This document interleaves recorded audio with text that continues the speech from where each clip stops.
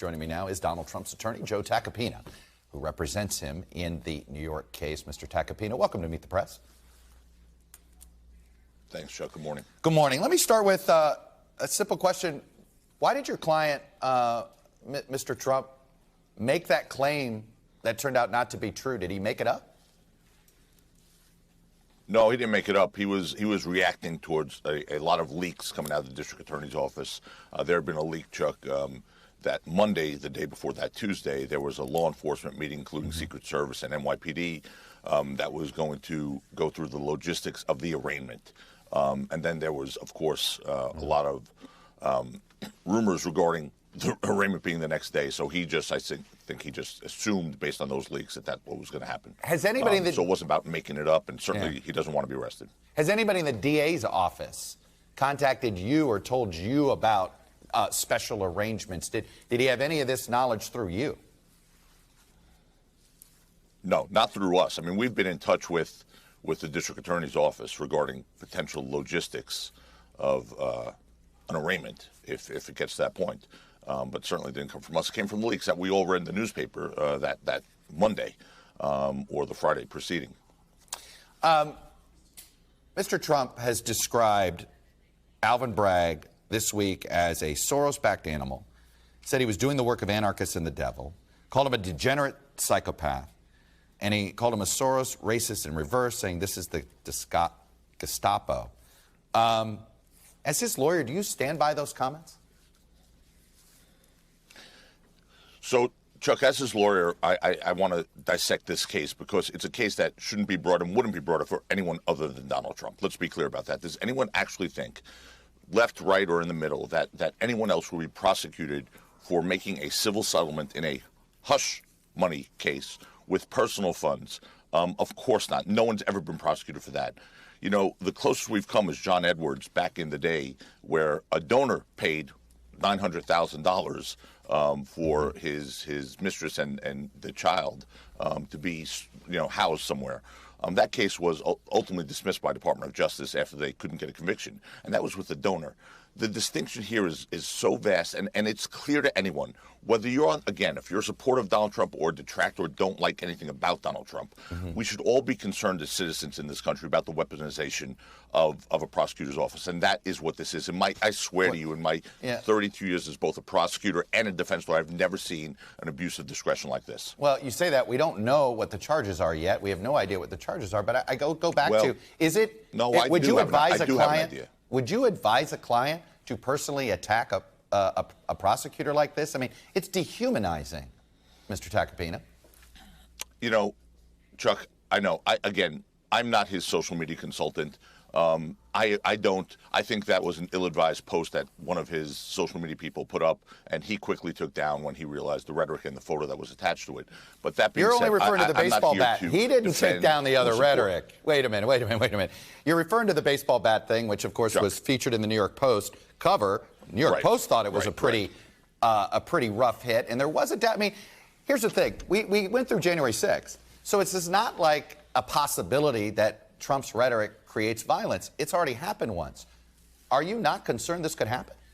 Well, I'm not accepting that proposition that his rhetoric created violence. I think violence was on the way that day. But I'm not here to discuss that, Chuck. I'm not going to defend or condemn anything regarding social media. It's not what I do. I don't have anything to do. I'm not a Trump PR person. I'm a litigator and a lawyer. And I'm talking about this case in Manhattan, which is a case that would not be brought for anyone other than Donald Trump. When we seek to use a prosecutor's office to politicize and weaponize a campaign, that's what's troubling to me. And if you look at the facts here, just look at the facts for a second. You have two crucial distinctions. One, this was personal funds. Can you imagine the amount of people that would be baying for Donald Trump's scalp had he used campaign funds to pay for what they would call personal expense? They would be going ballistic, and they would have a right to be going ballistic because the standard, the law, Chuck, and this is really important, the law is this, that if you use personal funds and you're involved in a campaign, the bright line test is, would you have expended that money? Would you have made that payment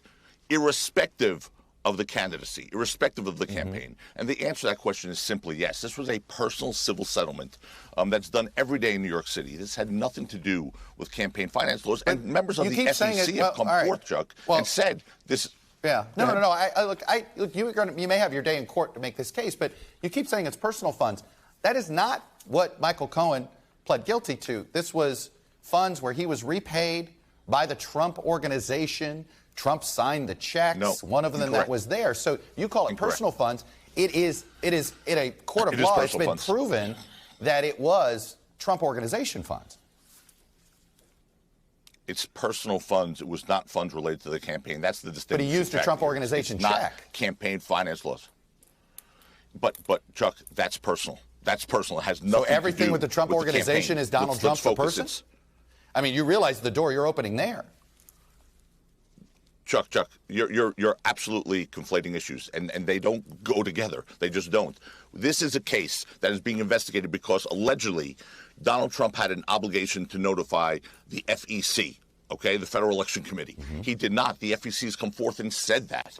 This has nothing to do with whether he paid it through his organization, through a corporation, or his personal funds. These were personal funds. By all accounts, these were personal funds, not campaign funds. It's personal campaign, whether it's Trump organization, Donald Trump, the person, Mar-a-Lago Corporation, whatever it is, they're personal and not campaign funds. And that's the key distinction here. If they were campaign funds, we'd be having a different discussion. We'd be talking about how he used campaign funds to pay personal expenses, and they'd be baying for an indictment, as I said earlier.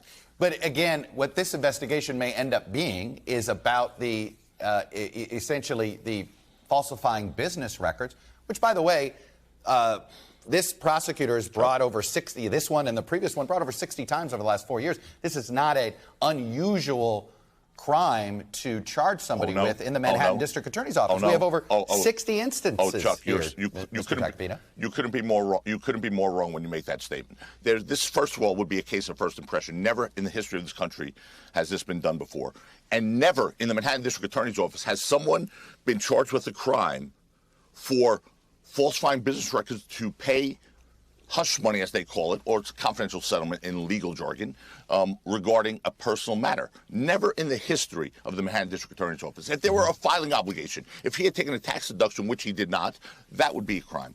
If he had used campaign funds, we'd have an argument here. This was a personal matter, but he called it legal funds. They called it legal fees. They claimed it was to pay a legal retainer. In fact, they were in.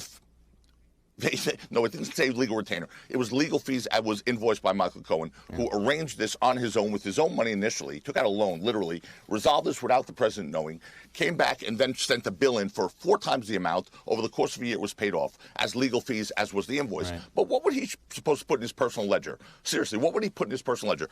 Payment for hush money to quiet an affair that I claim I never had, so my family doesn't get embarrassed. Is that what he should put in his ledger? There's nothing wrong with whatever you want in your ledger. You keep saying what should be in the ledger? Chuck, should it be the truth? Chuck, would you ever put a 4-paragraph sentence into a ledger? Chuck, you're being. Honestly, I think you're being a little petty when you're looking at this now, because there is no filing obligation. You can put whatever you want in your own personal ledger. If there were a tax obligation, that would be one thing. If he had taken campaign funds, that would be something else. Neither of these things happened here. So you have a situation where you're looking at either was it a tax deduction? They pulled it out of the grand jury because they thought initially he was taking a deduction. He did not. And secondly, did he use campaign funds? If he did not, he used personal funds. And the test, again, is would he have made that payment regardless of the campaign? And the answer to that question is a resounding yes, by all accounts. All right. I do want to get you to respond to somebody who had a different point of view on this. And it was you a few years ago. Let me play this sound and get you to respond. Quite frankly, Michael Cohen, again, has made statements that would give rise to suspicion for any prosecutor to say, that doesn't make sense, that a lawyer took out a home equity loan with his own money, paid somebody that he didn't even know on behalf of a client who, by the way, had the wherewithal and the money to afford $130,000, and, by the way, didn't tell the client about the settlement agreement. It's an illegal agreement. It's a fraud, if that's, in fact, the case. And look, we put in the if, in fact, that's the case, and I understand. Did you hear that last line, Chuck? I understand. No. Did you hear that last line? I understand that. So what is it that you've learned about this case that changes your point of view? The facts. That what I just said, I'll repeat it again, that this was personal expenditure, not campaign money. The hypothetical question posed to me 5 years ago before I knew any facts, as a legal expert, as so many legal experts go on TV and discuss things they don't know, is I was asked a hypothetical question. I responded with this twice, and I'm reading the transcript. If that is in fact the case, I started with it, although I didn't hear it in your clip, but you did play at the end where I ended with it, which is, if that is in fact the case. So when I'm answering a hypothetical question without knowing the facts, but I'm responding to that hypothetical question, I will respond how I think appropriate. Now, what I since learned is that there were no campaign funds used, that there was an illegal invoice sent by a lawyer over the course of a year to cover these payments and more importantly, that the campaign finance law is clear. Bradley Smith, the former chairman of the FEC, has come on and said clearly that there's no campaign finance law involved here because he used personal funds and the expenditure would have been made irrespective of the campaign. Those are facts I didn't have before me 5 years ago as a hypothetical question was posed to a legal expert on TV. All right. It sounds like you have a defense ready to go, but everything you've described, is probable. I mean, if you're a prosecutor, you're making these claims. Great. Show us your proof of it. It seems like there's enough at dispute here that actually this belongs in a court of law to resolve this. Of course it doesn't belong in a court of law, Chuck. Listen, again, you can't bring a case, cobble two misdemeanors together to try and make a felony to meet the statute of limitations when not one misdemeanor exists. There is no crime here. There's not even a bad act, okay? Again, detractor of Donald Trump or not, there's a crime here. I mean, the crime is the one that Michael Cohen, I mean, there is a campaign finance crime that he has pled guilty to that Chuck, involves the former president. So there's a crime at the core of this issue. Wrong. Well, but that's not what the federal government says. If you listen Michael to Cohen served you're time. wrong. What did he I'll tell you serve why you're time wrong. for? Can I a million different crimes? I mean, the guy was committing taxi medallion frauds, other perjury. Listen, if you want to just say it, fine. But if you let me answer, which is when Michael Cohen pled guilty, he said something that was so crucial to campaign finance law, and it's what every expert has used. Even if you accept the word of a convicted perjurer, liar, a guy who's lied in every form he's ever been in, he said when he pled guilty that this was done for the benefit of the campaign and for personal embarrassment to the client and his family, including his young son, Barron. Once he said the end part, it takes it out of campaign finance law. It's personal funds. Right. It had to be used exclusively for the campaign. It's like me buying a suit to go on the campaign so I could look better than if I had a old reggae suit on. That's a personal expenditure. It's not a campaign expenditure.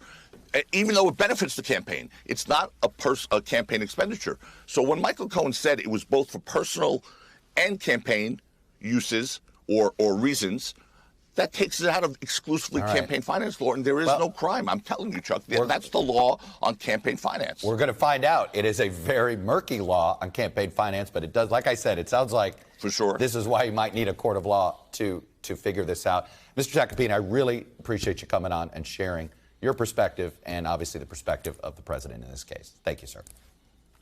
Thank you, Chuck.